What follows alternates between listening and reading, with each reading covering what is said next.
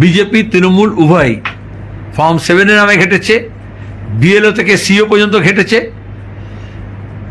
এখন দাঁড়িয়ে আমরা প্রথম থেকে বলেছি ভোটার লিস্ট ঠিক মতো না হলে ভোট কখনো ঠিক মতো হতে পারে না।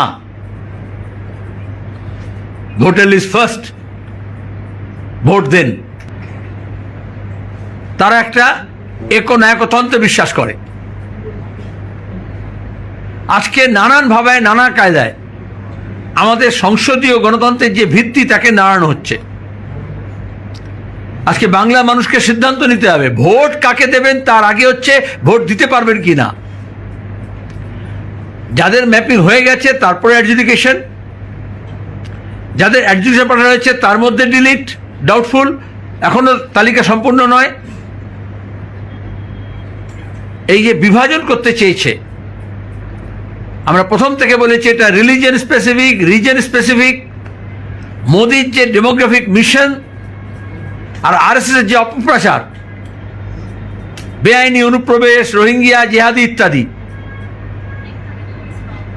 তাতে তার অংশ হিসেবে ইলেকশন কমিশন ব্যবহৃত হয়েছে। এজন্য আজকে ভোটের অধিকার রক্ষা করাটা বড় কথা। যাদের ভোটার লিস্টে নাম আছে, যাদের নাম এখনো আসেনি, যাদেরকে বিচারাধীন পাঠানো হয়েছে। 2 বিচারাধীন কেন? যারা আরজি করে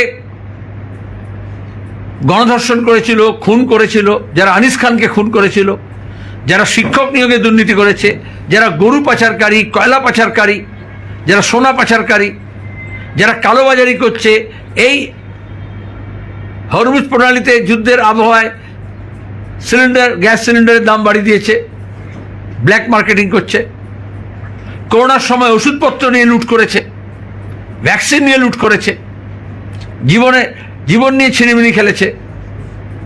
এখনো যে কোনো উৎসব হোক, যে কোনো অনুষ্ঠান হোক, তাকে ঘিরে সাম্প্রদায়িক উস্কানি দিয়ে সাম্প্রদায়িক দাঙ্গাঙ্গা দেওয়ার চেষ্টা করে এবং দাঙ্গাঙ্গামা করেছে, খুন করেছে। বিচার তো তাদের চাইছিলাম আমরা, যাদের জন্য মানুষ ন্যায় চাইল, ন্যায়ালয়ে তার জন্য সময় নেই, তদন্তকারী সংস্থার সে যোগ্যতা নেই, তা একটা পক্ষ অবলম্বন করে। আর বিচারের বাণী নীরবে নিভৃতে কাঁদে। এসআইআর এর সময় সেটা দেশের পার্লামেন্ট এবং রাজ্য বিধানসভা ফেল করলো, এই ফেলিওরটা মানতে হবে। তারপরেও সর্বদলীয় বৈঠক ডেকে কিছুটা নিরসন করার চেষ্টা করা হতো, সেটা করেননি। মমতা ব্যানার্জি সরকারে আসার পরে 2011-তে আগস্ট মাসে একটাই সর্বদলীয় বৈঠক ডেকেছিলেন, শেষ। আগস্টের পরে 11 সালের পরে আর কোনো সর্বদলীয় বৈঠক ডাকেননি।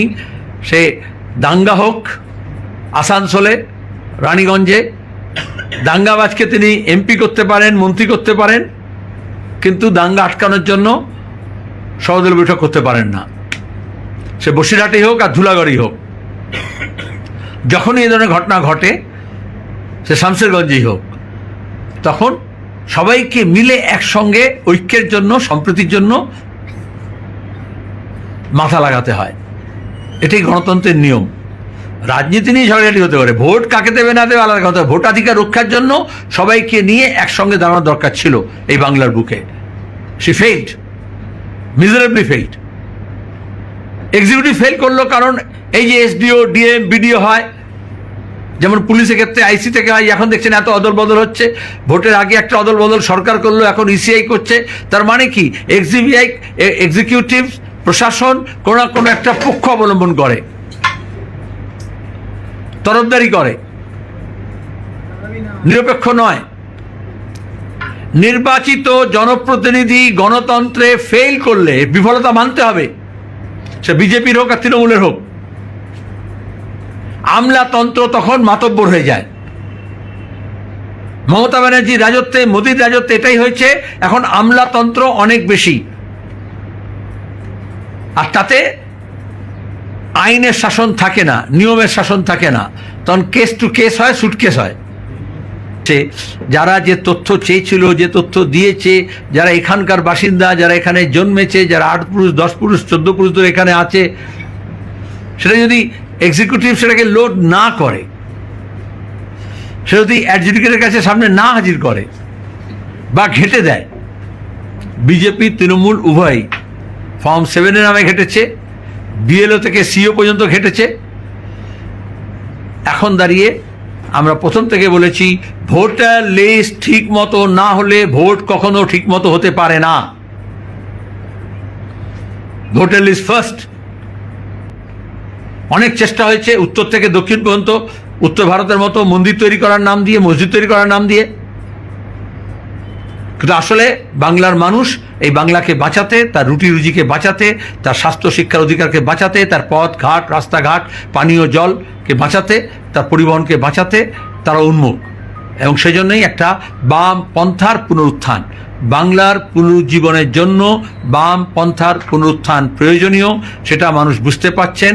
এখানে দাঁড়িয়ে কেউ বলছে এখন বিজেপি বলছে এটা তৃণমূলের সুবিধা হয়ে যাবে, আর তৃণমূল বলছে বিজেপির সুবিধা হয়ে যাবে, আর বামপন্থীদের নিয়ে যত রকমের কেরামতি করছে, যারা বামপন্থাকে অস্বীকার করেছিল আজকে ভয় পেয়েছে ওরা।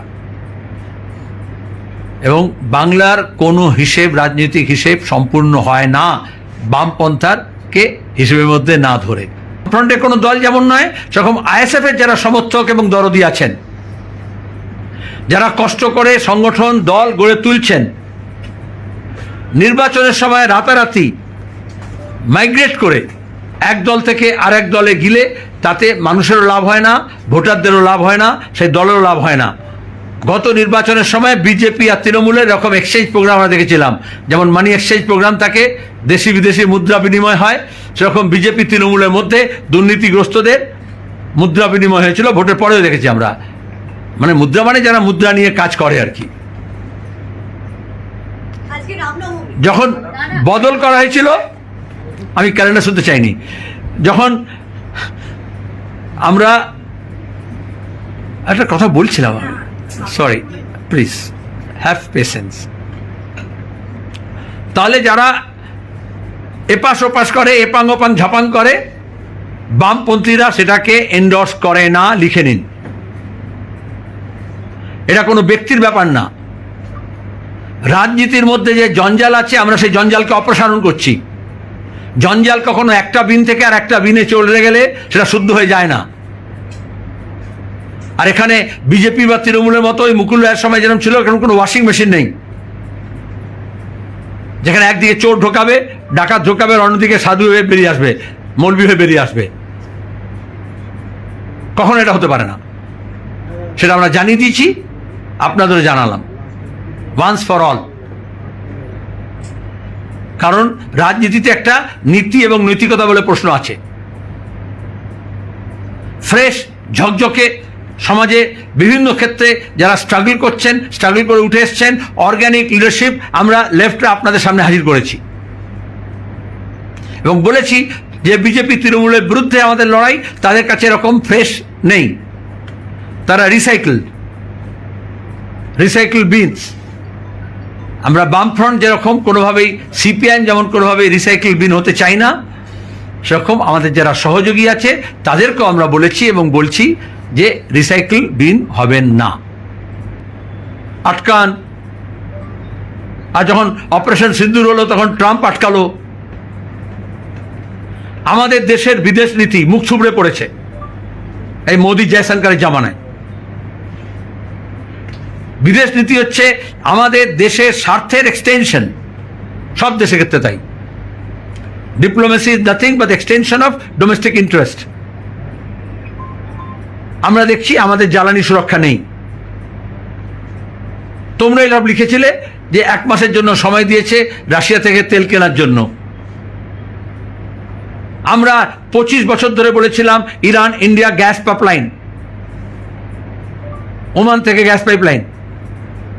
বামপন্থীরা যখন দুর্বল হয়েছে মানে আর ওই গ্যাস পাইপলাইনের গল্প নেই। আমরা বলেছিলাম বাংলাদেশ থেকে আমাদের এখানে গ্যাস পাইপলাইন। বামপন্থীরা যখন ছিল, আমার মনে আছে, আমি তখন নিজে এমপি কলকাতা উত্তর পূর্বের, তখন দাঁড়িয়ে পাইপ গ্যাস লাইন হবে এজন্য গেইল গোটা দেশে গ্যাসের পাইপলাইনের গ্রিড তৈরি করছে, ন্যাশনাল গ্রিড। আর কোনো খবরে থাকে না, কোনো ডেভেলপমেন্ট স্টোরিজ। আমাদের দুর্গাপুর থেকে কলকাতা ডানকুনি পর্যন্ত যাতে শিল্প গড়ে ওঠে এবং গ্যাস বেসড হয়, এনার্জি সাপ্লাই, আর আমাদের ডোমেস্টিক সাপ্লাই হলো না কেন? বিজেপি তৃণমূল জবাব দেবে না? আর এখন আদানি গ্যাসের জন্য, আম্বানি অয়েলের জন্য প্রশ্ন করেছে, স্বাভাবিক, উদ্ভূত পরিস্থিতির জন্য, বলতে পারছে না যুদ্ধের জন্য। কারণ গত 4 বছর ধরে তো 5 বছর ধরে তো যুদ্ধকে গ্লোরিফাই করা হয়েছে, রণংদেহী করা হয়েছে, টেলিভিশন চ্যানেলগুলোতে একেবারে যুদ্ধ করা হয়েছে চ্যানেলে বসে। আর আমরা যখন বলেছি যুদ্ধ নয় শান্তি, তখন বলছে এটা দেশদ্রোহী। তাহলে এখন যুদ্ধ পরিস্থিতিও বলতে পারছে না, শব্দ উচ্চারণ করতে পারছে না। মিডিয়ার অবস্থা দেখে আমার হাসি পাচ্ছে, সরি টু সে। তাহলে যুদ্ধ কখনো সমস্যার সমাধান নয়। সাহিল লুধিয়ানির একটা উর্দু শের ছিল অনেক আগে, জং কোই মসলে কা হল नहीं है, জং মসলে কা क्या हल करेगा, জং खुद ही एक मसला है। যুদ্ধ কখনো সমস্যার সমাধান নয়, যুদ্ধ কখনো সমস্যার সমাধান করতে পারে না, যুদ্ধ নিজেই একটা সমস্যা। আজকে ডোমেস্টিক গ্যাস এবং রেস্টুরেন্ট যারা চালায়, যারা ছোটোখাটো ব্যবসাপাতি করে, এবং আমাদের যারা বাড়িতে যারা রান্নাবান্না করে আমাদের খাবার দেন, তারা এখন হাড়ে হাড়ে বুঝতে পারছেন যে যুদ্ধটা কতটা মানুষের বিরুদ্ধে। আবার বলছি, যুদ্ধের সঙ্গে যুক্ত আছে মজুদদারি, যুদ্ধের সঙ্গে যুক্ত আছে কালোবাজারি এবং মুনাফাখোরি। আঙুল ফুলে কলা গাছ। দ্বিতীয় বিশ্বযুদ্ধ বাংলার মন্বন্তর, গ্রেট বেঙ্গল ফেমিনের আমরা সাক্ষী। 40 লক্ষ বাঙালি প্রাণ গিয়েছিল দ্বিতীয় মহাযুদ্ধের সময় এই কলকাতায়, বাংলার বুকে। আর তখনই লঙ্গরখানা, এই শব্দ তার আগে ছিল না।